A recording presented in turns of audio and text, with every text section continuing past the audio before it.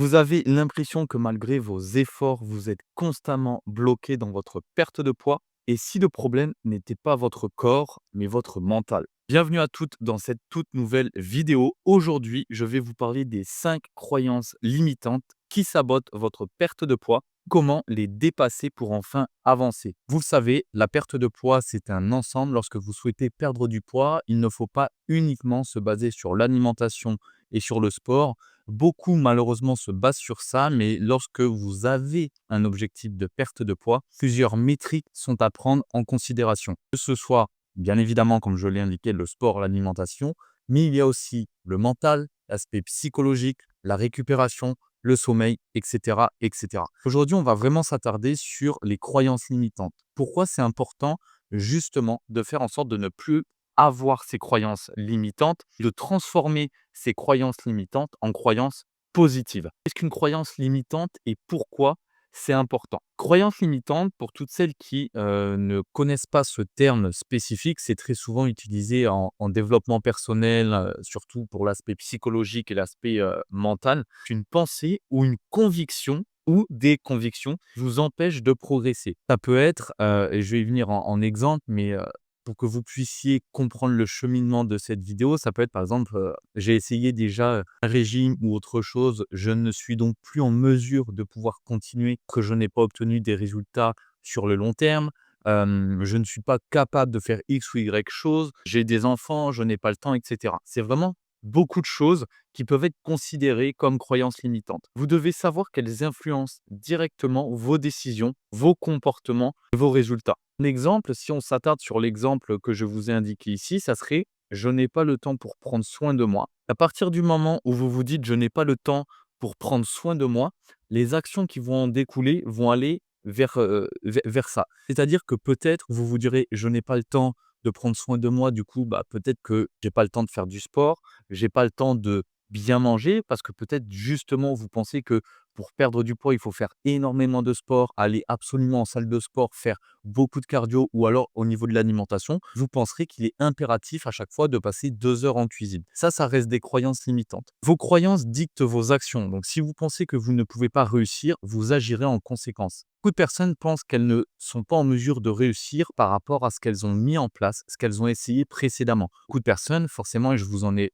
parlé dans d'autres vidéos, lorsqu'elles essaient de perdre du poids, elles passent majoritairement par des régimes trop restrictifs qui mettent en place des actions qui vont de pair. C'est-à-dire qu'elles auront tendance à se priver, à se restreindre, à se frustrer, à s'obliger à suivre X ou Y chose.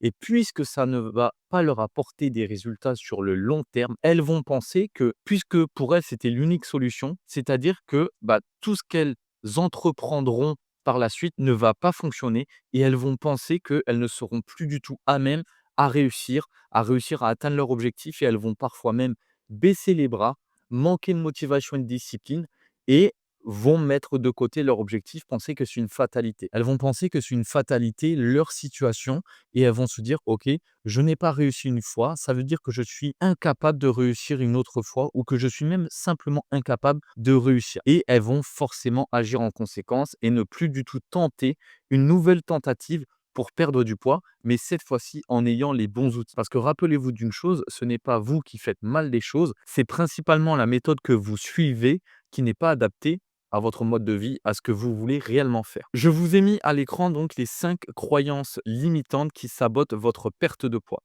La première croyance, c'est: «Je n'ai pas le temps pour perdre du poids». Beaucoup de personnes pensent qu'il faut énormément de temps pour perdre du poids, que ce soit au niveau du sport, comme je vous en ai parlé au début de la vidéo, que ce soit au niveau de l'alimentation. Beaucoup de personnes pensent qu'il faut s'entraîner énormément, qu'il faut passer des heures et des heures en cuisine. Mais c'est faux. C'est faux parce que la perte de poids, encore une fois, ne nécessite pas des heures à la salle de sport ou en cuisine. Au lieu de penser comme ça, au lieu de raisonner comme ça, faites en sorte de changer votre doctrine et d'intégrer des actions simples dans votre routine. Que ce soit marcher 10 minutes, peut-être après un repas peut-être lorsque vous rentrez du travail, si vous avez l'habitude d'aller au travail en transport en commun, mais que vous mettez 10 minutes en transport en commun, essayez de voir si peut-être vous pouvez non pas prendre les transports, mais essayer de marcher. Si ça ne vous prend que 20-30 minutes, essayez d'inclure un peu plus de marche dans votre routine. Pas besoin forcément de courir un marathon tous les jours, mais essayez d'inclure des petites actions au quotidien. Et ensuite, au niveau de l'alimentation, essayez de préparer des repas rapides et équilibrés. Encore une fois, pas besoin de passer des heures et des heures en cuisine. Il suffit simplement d'arriver à faire de meilleurs choix alimentaires, d'arriver à faire des choix beaucoup plus éclairés, d'arriver à faire de meilleures associations d'aliments, que votre alimentation de manière globale vous apporte tout ce dont votre corps a besoin. Aussi bien au niveau des oligo-éléments, des macronutriments, de la micronutrition, etc. Au niveau du sport, pareil, si vous vous apercevez que la marche ne vous suffit pas, essayez peut-être d'inclure, si vous le désirez, si c'est quelque chose qui vous donne envie, d'intégrer des exercices à la maison, que ce soit du HIIT ou d'autres choses. Mais encore une fois, pareil pour le HIIT, si vous essayez de faire des exercices de type circuit training, au lieu impérativement de vous dire: «Il faut absolument que je m'entraîne 1 heure», non. Si pour le moment vous souhaitez essayer 15 minutes d'entraînement, essayez. Voyez ce que ça donne. Est-ce que vous aimez dans un premier temps ce que vous faites? Est-ce qu'au niveau de l'exécution du mouvement, vous êtes bien? Est-ce que vous n'avez pas de douleur, et cetera? Au niveau du système cardio-respiratoire, est-ce que vous êtes bien également? Et à partir de ce moment-là, si vous voyez que tous les voyants sont ouverts, vous pouvez peut-être augmenter la durée, soit dans un premier temps augmenter la durée, peut-être passer de 15 à 20 minutes, puis 30 minutes, et cetera, en fonction du temps dont vous disposerez. Et ensuite, une fois que vous aurez augmenté la durée, essayez d'augmenter la fréquence. Si de base, vous vous entraîniez 2 fois par semaine, essayez de vous entraîner 3 fois par semaine, puis 4 fois. Mais ça, encore une fois, c'est vous qui devez déterminer le tout, sans vous trouver d'excuses, sans vous dire: «Ah non, je n'ai pas la motivation». Non, vous avez un objectif en tête, gardez-le et mettez en place les actions pour, et faites en sorte de mettre en place des actions qui correspondent réellement à ce que vous souhaitez faire et pouvez faire. La croyance numéro 2, c'est: «Je suis trop âgé pour perdre du poids». Pourquoi c'est faux? Parce que votre métabolisme peut être relancé à tout âge avec les bonnes stratégies. J'ai accompagné personnellement des femmes qui étaient en situation de préménopause, des femmes qui étaient en situation de ménopause, et on a réussi ensemble à relancer leur métabolisme. Pourquoi je vous dis ça? Parce que ce n'est pas parce que vous avez passé 40, 50, 60 ans qu'impérativement, ça veut dire que vous n'êtes plus du tout en mesure de perdre du poids. Non, il y a des choses à implémenter dans votre quotidien. Parfois, débloquer le métabolisme, il suffit de manger plus, mais qui dit manger plus, c'est pas forcément en mauvaise qualité, de la mauvaise manière. Non, vous devez manger plus de la bonne manière, intelligemment, faire parfois des fluctuations caloriques pour éviter que votre métabolisme rencontre une certaine phase de stagnation. Le métabolisme ne peut pas forcément être bloqué totalement, mais il peut être au ralenti. Il suffit d'intégrer des habitudes adaptées à votre âge pour pouvoir le relancer efficacement. Que ce soit le relancer en choisissant de meilleurs aliments, en choisissant de meilleures associations alimentaires, en choisissant des aliments beaucoup plus rassasiants, en augmentant le total calorique ou en augmentant certains macronutriments comme les protéines, et cetera. On peut même apporter des optimisations au niveau des mouvements quotidiens, que ce soit par l'activité physique ou alors, et c'est ce qui est important à prendre en compte, plus forcément vous avancez dans l'âge, plus vos responsabilités sont importantes, que ce soit familiale, sociale, au niveau professionnel, et cetera. Vous devez prendre en considération que la gestion de vos émotions est ultra, ultra importante. Vous le savez, principalement l'émotion, le stress, joue un grand rôle sur votre capacité ou non à perdre du poids. Pourquoi? Parce que lorsque vous êtes stressé, vous allez stimuler une hormone qui est l'hormone du stress, qui est le cortisol, et qui influe directement sur votre capacité ou non à perdre du poids. Donc, il faut impérativement mettre en place des actions qui vont faire en sorte que votre stress va diminuer au quotidien. La troisième croyance, c'est: j'ai toujours échoué, donc ça ne marchera jamais sur moi. C'est faux, parce qu'encore une fois, vos échecs passés ne définissent pas vos résultats futurs. Ce n'est pas parce que vous avez essayé quelque chose une fois que vous n'avez pas obtenu des résultats, que ça veut dire qu'impérativement, vous ne serez plus en mesure d'essayer une nouvelle chose et de réussir par la suite. Il faut impérativement que vous considérez votre peut-être tentative qui n'a pas abouti comme une simple tentative et pas à proprement parler comme un échec. Si vous n'êtes pas en pleine capacité et en pleine mesure d'affirmer et surtout de comprendre que oui, en soi, c'est un échec à proprement parler, mais si pour vous, le terme échec est beaucoup trop dur parce que pour vous, si échec est égal synonyme, bah, je suis pas en mesure de pouvoir continuer, je ne suis bon à rien. Non, alors ne dites pas réellement que c'est un échec, dites-vous simplement que c'est une tentative qui n'a pas abouti. Mais personne ne vous empêche d'effectuer une nouvelle tentative et ce n'est pas parce que vous avez échoué une fois que ça définit réellement la personne que vous êtes. Donc vous avez simplement à changer votre approche et à vous concentrer sur une méthode beaucoup plus durable et beaucoup plus progressive. Mais encore une fois, si vous avez fait une tentative qui n'a pas abouti, l'objectif est de comprendre pourquoi ça n'a pas abouti et d'ajuster par rapport à ça. Donc l'objectif, c'est de ne pas reproduire les mêmes erreurs et bien entendu de tirer des enseignements, des leçons, de l'expérience de vos tentatives qui n'ont pas abouti. La croyance numéro 4, c'est: «Je dois être parfaite pour réussir». Vous le savez, la perfection mène à la frustration et à l'abandon. Parce que beaucoup de personnes vont très souvent attendre que tout soit parfait pour passer à l'action, pour essayer des choses. Beaucoup de personnes vont se dire: «Bon, bah, là, en ce moment, j'ai les enfants, j'ai pas le temps, je travaille beaucoup, je vois beaucoup mes amis. Du coup, pour me mettre au sport ou pour bien manger ou pour travailler sur moi, ça va être compliqué. Du coup, je repousse mon objectif, je repousse cet objectif qui me tient à cœur». Et plus vous allez raisonner de cette manière-là, plus vous allez repousser l'échéance et plus vous allez faire en sorte de procrastiner et de ne pas passer à l'action. Encore une fois, il vaut mieux essayer des choses et ajuster par la suite petit à petit en apportant des améliorations, des optimisations par rapport aux résultats que vous obtiendrez ou non, que d'attendre le bon moment. Le bon moment n'existe pas. Le bon moment, c'était hier. Et il est important de considérer ça. Et la solution que vous pouvez mettre en place, c'est déjà d'adopter une mentalité d'amélioration continue. C'est ce que je vous ai dit. À partir du moment où vous avez un objectif, l'objectif est de constamment s'améliorer, progresser, avoir de l'expérience, apprendre plus sur soi, avoir de meilleures connaissances, etc. Donc l'objectif, c'est d'adopter et d'adapter une mentalité d'amélioration continue, puisque chaque progrès compte. Même si vous avancez de 2 pas et reculez d'un, vous avancez. La croyance numéro 5, c'est: perdre du poids, c'est forcément souffrir ou se priver. Et je l'ai dit dans d'autres vidéos, les privations, et c'est faux, justement, les privations extrêmes créent plus de frustration et de craquage. Et la solution, c'est simplement d'intégrer des aliments plaisir dans une alimentation équilibrée. Votre objectif doit s'adapter à votre mode de vie. Votre plan alimentaire doit s'adapter à ce que vous aimez réellement. Je l'ai dit, si vous adorez le chocolat, faites en sorte de créer un plan alimentaire qui intègre votre aliment